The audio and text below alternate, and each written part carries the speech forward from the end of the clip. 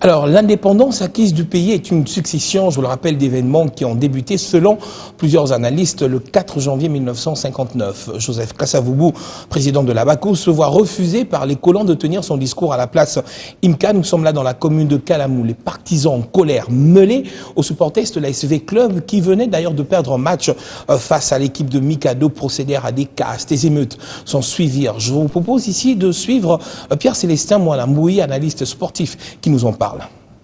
Oui, c'est affirmatif. C'est en fait la goutte qui a fait déborder le vase. Ce n'était pas la clé événementielle, la clé était plutôt politique. C'était le meeting raté ou avorté ou décommandé. Le meeting du président Kasavubu en ce moment-là, qui devait faire rapport, oui, du président de la BACO.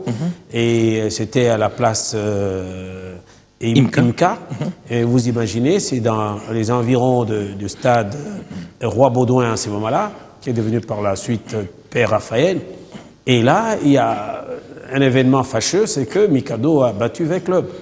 Et les gens en sortent un peu furieux, ils arrivent, en plus ils apprennent que les colonisateurs a refusé que le président Kasavubu puisse s'adresser aux adhérents de la BACO pour faire le rapport de l'événement d'Accra. Ils revenaient.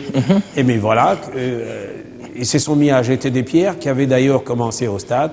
Et ça a débordé jusqu'au niveau des hommes de mulâtres, ainsi de suite, et tous les intérêts de la communauté étrangère, notamment des Portugais qui avaient leurs magasins, tout ça, c'était des cibles. Ils ont jeté et ça a débordé effectivement et voilà, ça a pu en fait faire décider aux autres d'en finir avec la colonie.